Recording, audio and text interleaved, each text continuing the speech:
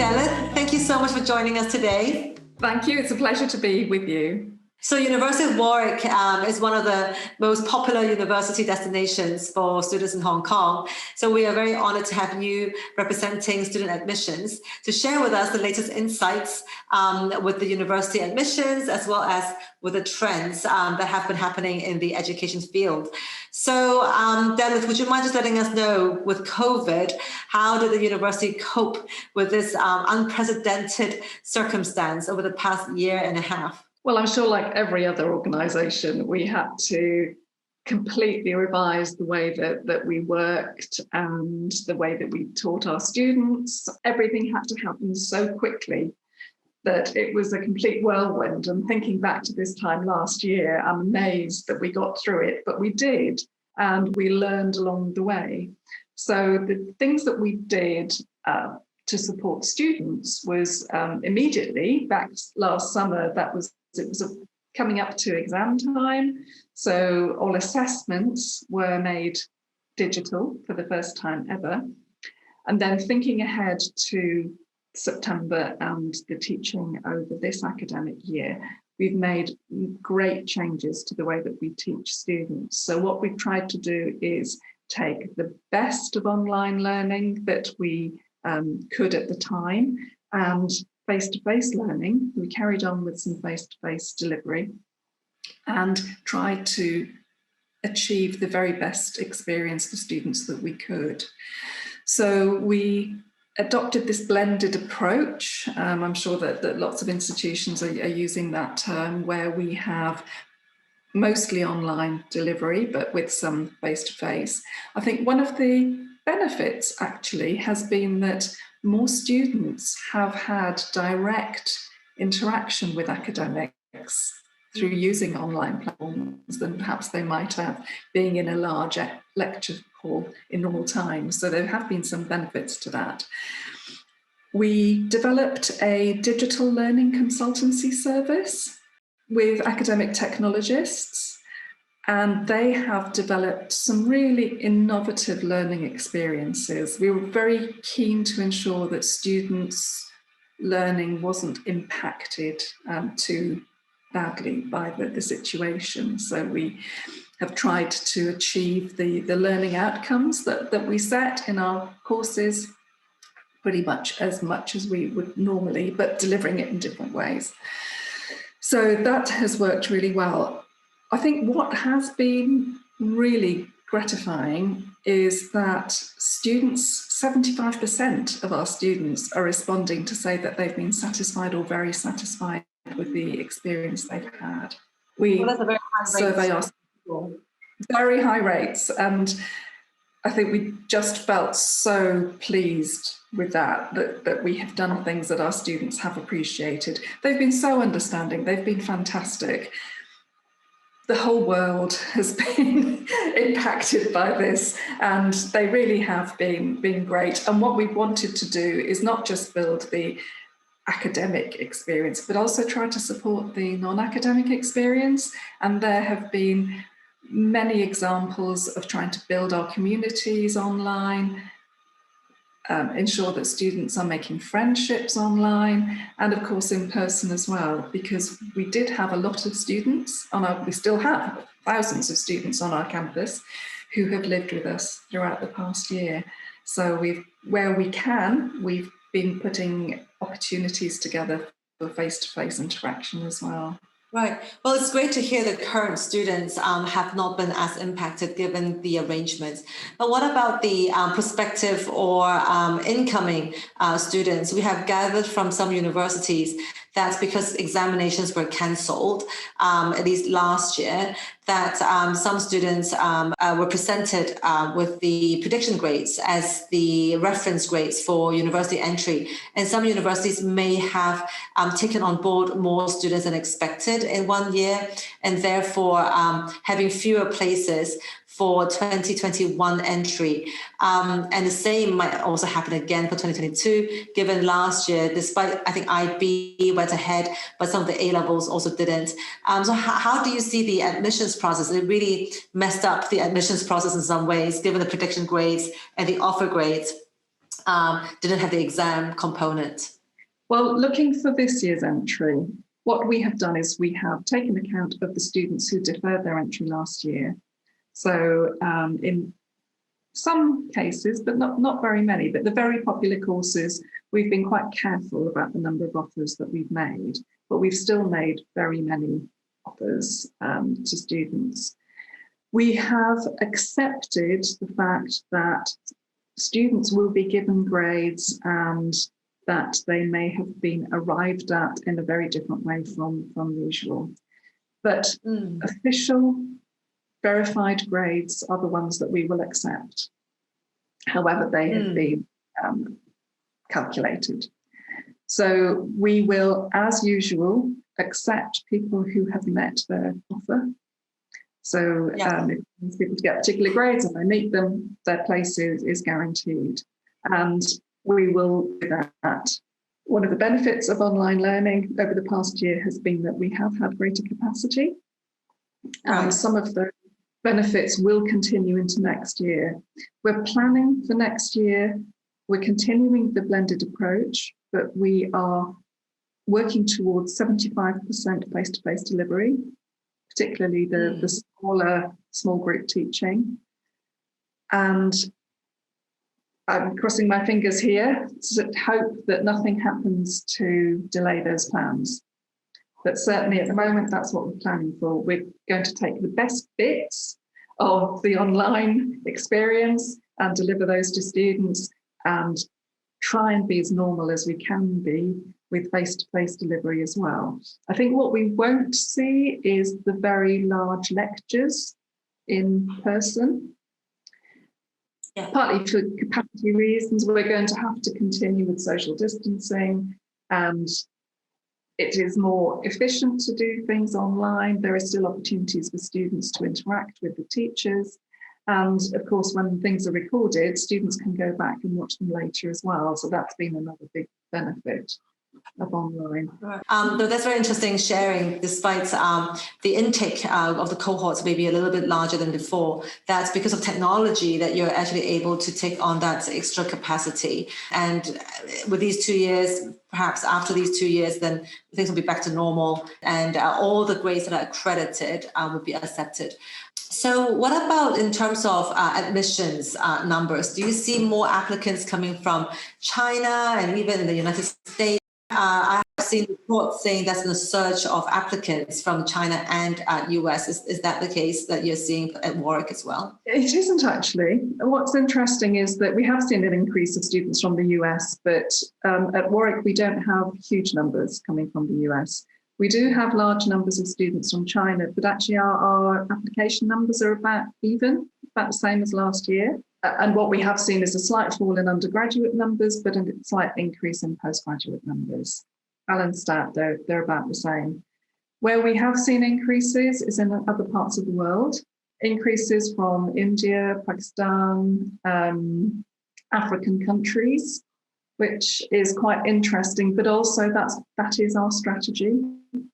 Our recruitment strategy is to diversify both geographically and subject, because we are a really international community at Warwick, but we want to ensure that every department has a good degree of internationalisation, both within its staff, its students and its curriculum.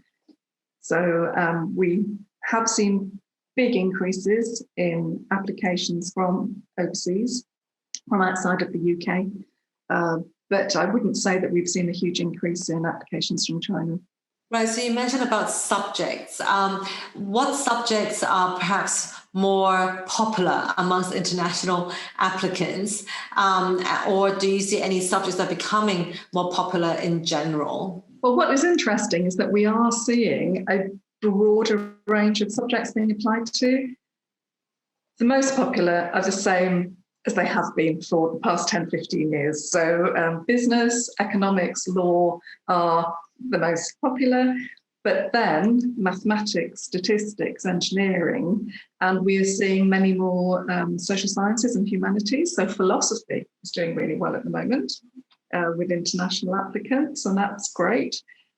We have some new courses that are attracting quite a lot of interest from overseas.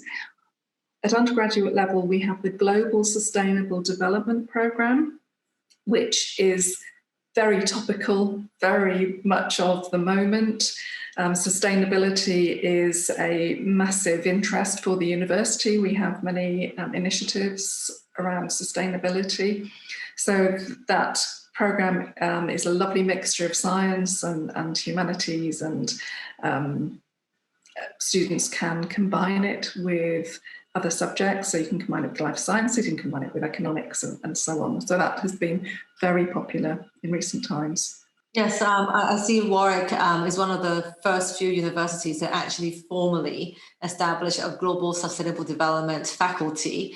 And over the past years, we have seen quite a few students actually, once they saw or recognized this as such a faculty, they really did apply to it because it gives that interdisciplinary exposure to students. It does, and I think interdisciplinarity is very topical at the moment. Certainly students seem to be interested in doing more combined programs, and yes, we're seeing an increase in applications to joint courses, combined courses, than we've had in the past. Yeah, I guess that's a trend. Obviously, the real world is highly interdisciplinary, and students these days appreciate that.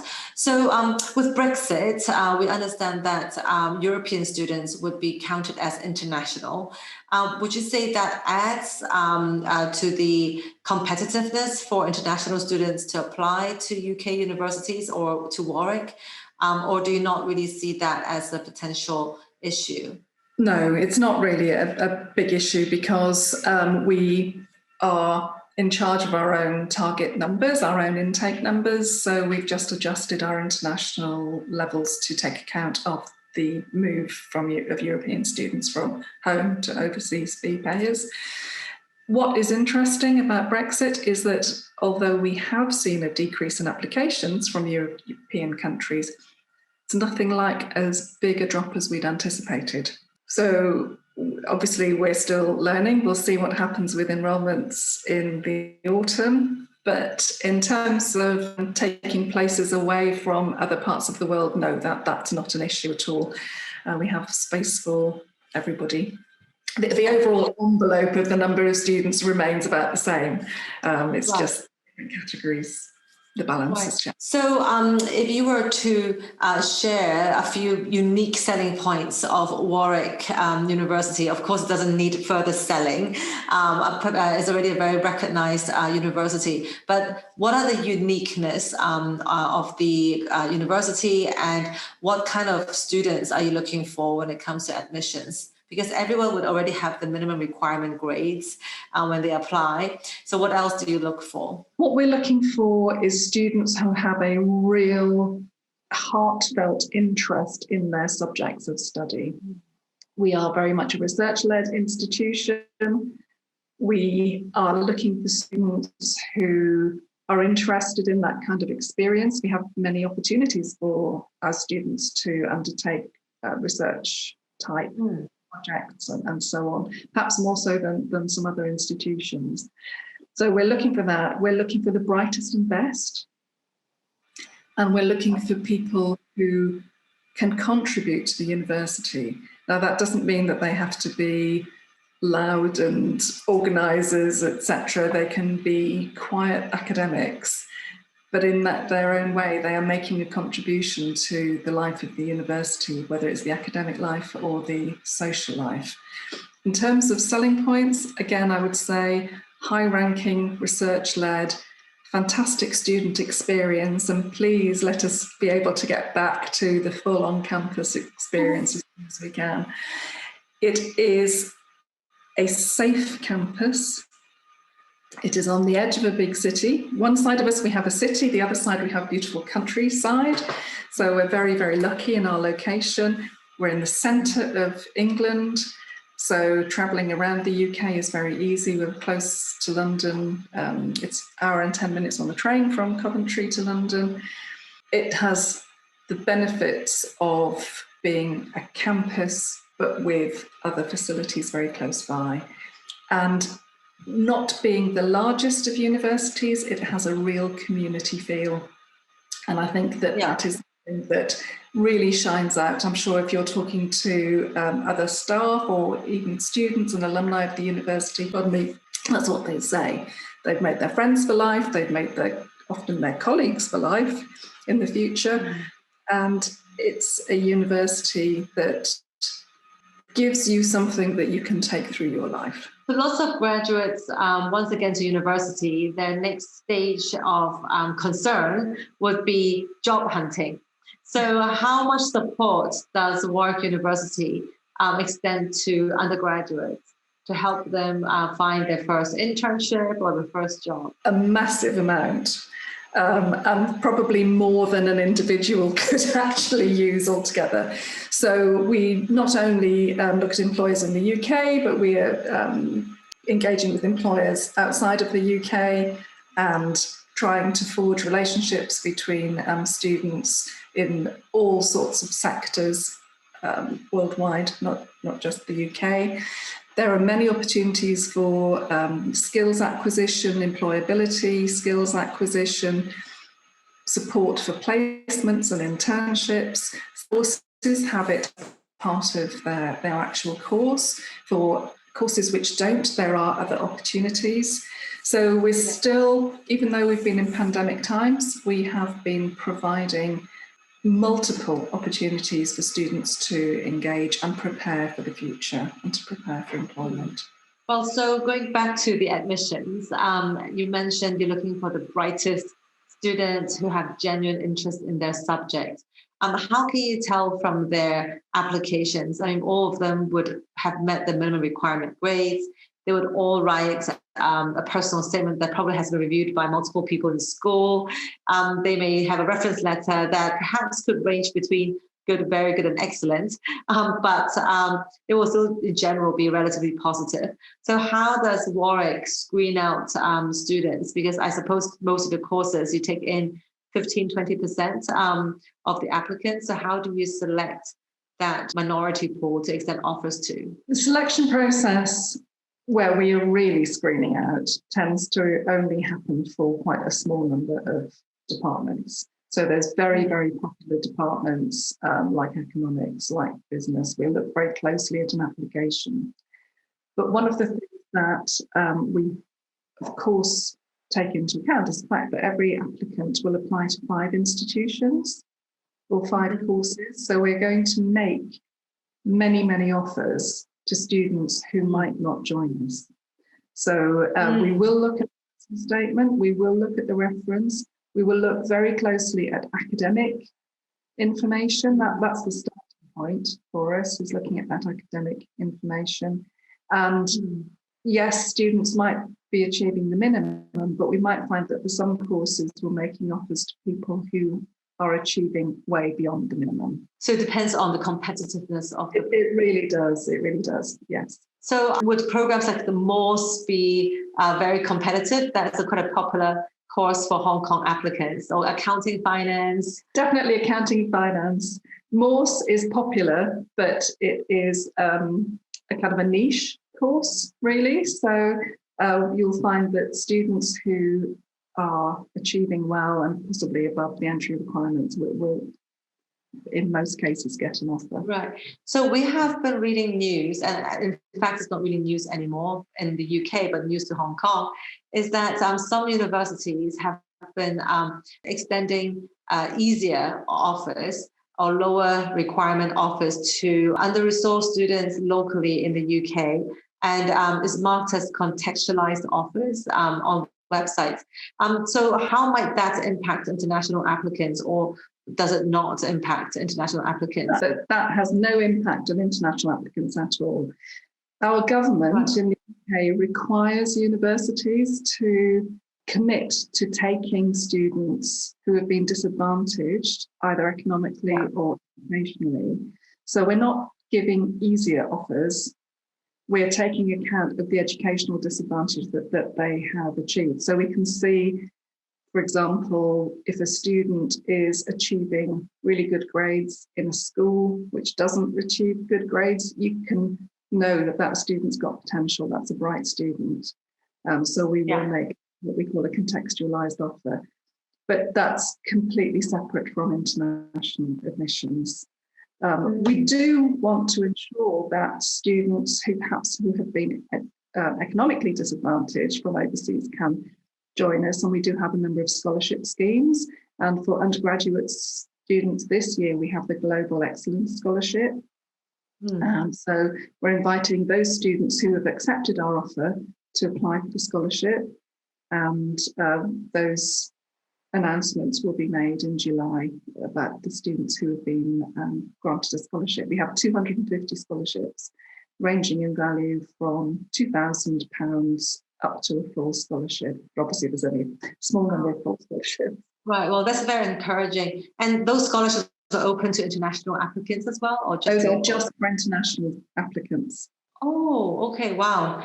And students who are interested can actually get in touch with the Warwick Hong Kong office, right? This is also something quite special for Warwick. The Hong Kong office can help you with that, but the way it works is that we invite students to apply. So students have to wait for us. So when they've made their application to the university, we've made them an offer, they then accept the offer, then we will invite them to apply for the scholarship. So they don't need to do anything until they get that invitation. Okay, and that is based on merit or based on needs? It's mostly based on merit, but we will take some account, particularly for the full scholarships, of the where they're coming from. So it could be their country, their type of school, etc. But it's mostly academic excellence. Yeah. So maybe just a wrap-up question then. What do you envision to be the major challenge or opportunity posed to UK tertiary education in the coming 5 to 10 years? Whether it's post-COVID or post-Brexit, or just any general trends that you might see? That's actually a difficult one to answer. Partly because, as in most countries around the world, higher education is of interest to national bodies and to governments. And certainly higher education in the UK has been very well supported by our government so far. I think that will continue. But I think that what you might see is that courses, the content of courses might develop and change to meet changing global circumstances. I think that we may find a different application system for undergraduates in 2-3 years' time. There's recently been a consultation on what we're calling post-qualification admissions. So you need to, or everybody needs to be aware of that. And I'm sure that once those decisions have been made, it'll be very well announced, and UCAS will adapt. So I think it's just ensuring that UK higher education retains its global place. We are the highest quality higher education sector, and certainly parts of our sector sit alongside the US and other high-ranking countries. So a UK higher education experience is valuable to students, certainly for their future, and I think that it will continue to be over the next 5 to 10 years. Yeah, well, we look forward to sending more qualified students to the UK, in particular to Warwick. And thank you so much, Delyth, for your time today. It was really insightful, and you gave us a lot of encouraging advice that international students should still apply to these top institutions, despite all the changes and uncertainties over the past few years. So thank you so much for your time. It's a pleasure. Anytime. Thank you.